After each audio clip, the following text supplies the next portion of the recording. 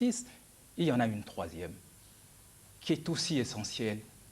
C'est la préservation des bonnes relations entre le Congo et la France. Car vous savez, et vous êtes témoin de tout cela, qu'il y a eu une instrumentalisation parfois, il faut appeler les choses par leur nom, parfois politicienne, mais aussi, sur une affaire, il faut le reconnaître, une affaire douloureuse. Mais il y a eu une instrumentalisation, tout comme aussi, ce n'est pas un reproche, mais c'est un constat.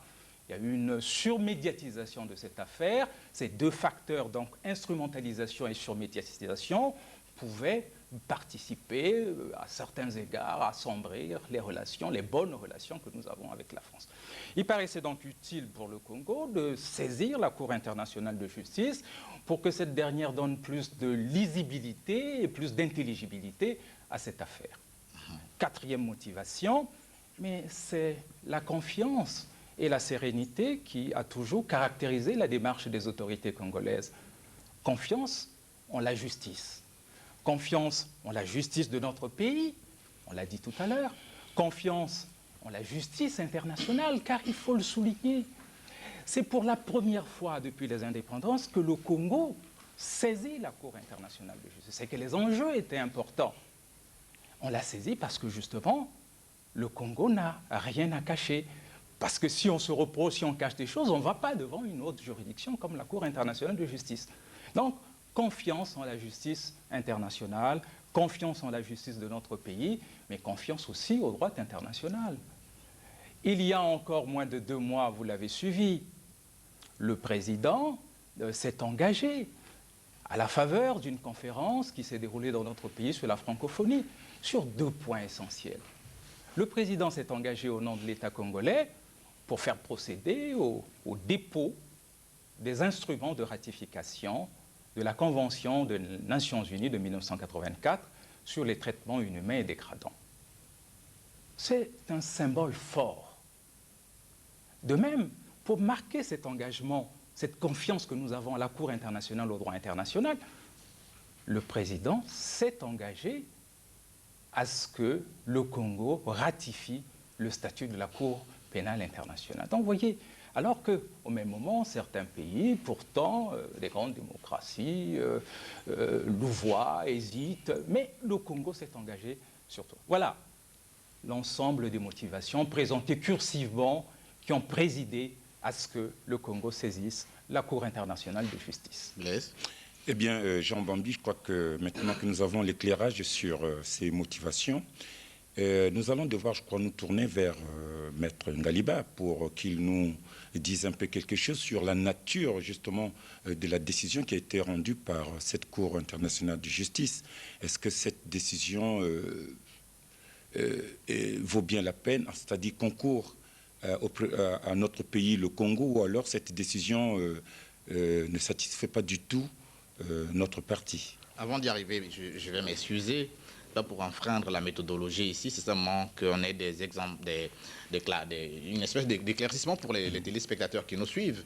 J'aimerais rester encore sur le premier point, parce que, appréciant certains propos de M. Boumakani, qui est un homme de droit aussi, il faut le reconnaître, est-ce que ce n'est pas le fait du pressing que vous vous rendiez comme ça, vous vous tourniez vers la Cour internationale de justice? Parce que, effectivement, on a fait tellement pression sur le Congo par le tribunal de Meaux, et vous avez été obligé d'aller au tribunal international. Cela dit, c'est vrai, nos relations pouvaient être entachées entre nous et la France, mais les justices sont tout à fait indépendantes, que ce soit au Congo ou en France. Elles concernent, c'est vrai, les prévenus, mais dans ce cas d'espèce, est-ce que ça pouvait diplomatiquement crier, effectivement, ce que vous avez entendu par une espèce de scorie, vous pensez?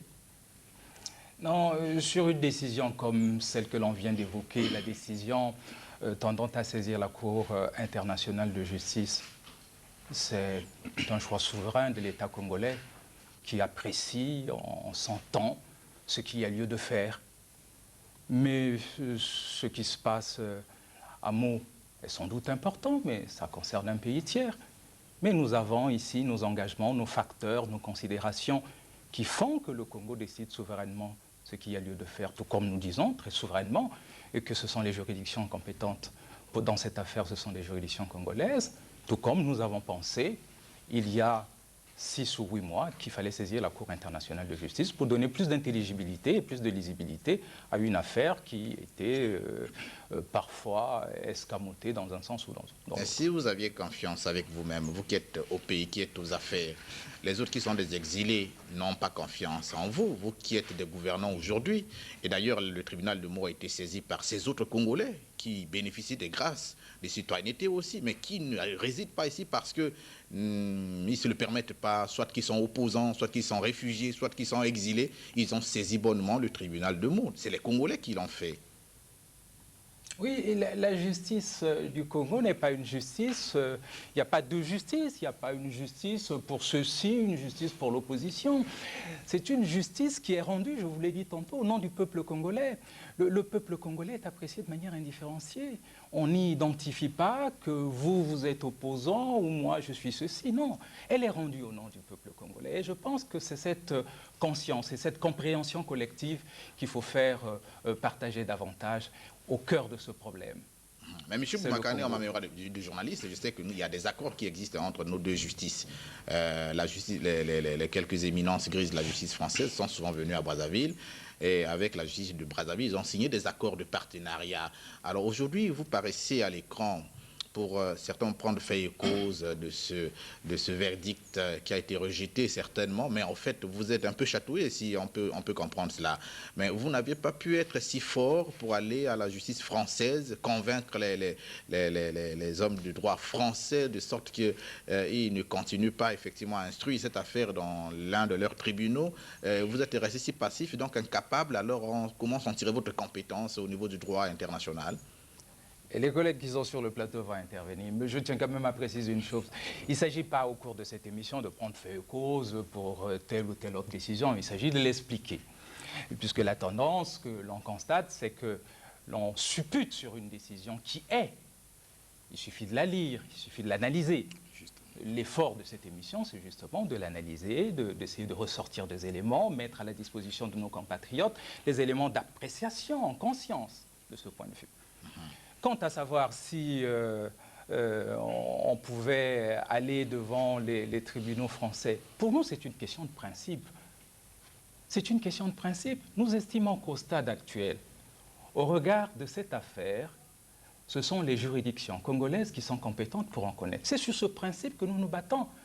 Le reste, c'est de l'artifice à certains égards, puisque pour nous, c'est une question de principe. D'ailleurs, sur ce point, les éléments de droit et de fait seront évoqués très certainement sur ce plateau par les collègues qui sont présents et nous reviendrons abondamment sur ces différentes questions. Monsieur Mavila, oui. Je voulais ajouter quelque chose à propos des mesures conservatoires que le Congo demande. Tout simplement, l'on se place là dans le statut de la Cour internationale de justice qui prévoit à l'article 41 qu'il est possible pour une partie de demander à la Cour internationale de justice de prononcer des mesures conservatoires. Donc c'est quelque chose qui existe sur le plan strictement juridique. Et ce statut de la Cour, comme vous le savez, est annexé à la Charte des Nations Unies et ce statut fait partie intégrante, bien sûr, de la Charte.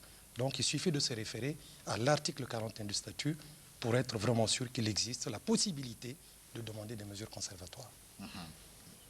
Maître, oui, alors pour ma part, je vous dirais sur ce point concernant la nature de la décision de la Cour internationale de justice, qu'il s'agit d'une juridiction internationale, par définition, et qui a pour justiciable essentiellement des États. Et ces États-là sont appelés à pouvoir la saisir justement pour lui demander de régler les différends. Donc, il ne peut pas être étonnant de voir un État la saisir, comme en l'occurrence dans l'affaire qui nous occupe, pour demander à la Cour de pouvoir statuer sur les mesures conservatoires qui sont sollicitées. Ce n'est pas étonnant. On le voit au plan national où les juridictions sont ouvertes à tous les justiciables. Et le fait en soi de saisir un tribunal pour que vos droits soient examinés, je crois que c'est même une bonne chose, c'est sain. Et c'est la raison pour laquelle tout à l'heure, vous avez pu entendre que le Congo n'a pas hésité à saisir la Cour internationale de justice, et pour marquer sa confiance dans la justice. Et cette Cour internationale de justice qui doit rendre donc ses décisions, notamment en l'espèce c'était une indication en mesure conservatoire, elle est souveraine. Et elle a pris sa décision, qui n'est pas la décision souhaitée par la République du Congo, mais au niveau de la nature de cette décision, il faut savoir essentiellement qu'il s'agit d'une décision avant dire droit. Une décision avant dire droit, en l'espèce, s'agissant des mesures conservatoires qui avaient été sollicitées, c'est une sorte de référé.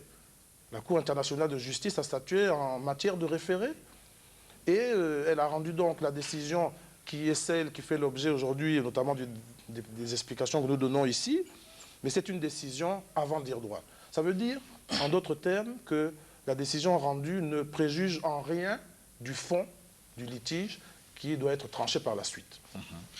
Et à cet égard, il y a un considérant dans la décision qui est extrêmement important, que je m'en vais vous citer pour ne pas le tronquer. Je cite donc, c'est le considérant numéro 40, donc de l'ordonnance du 17 juin 2003, rendue par la Cour internationale de justice, qui est extrêmement clair.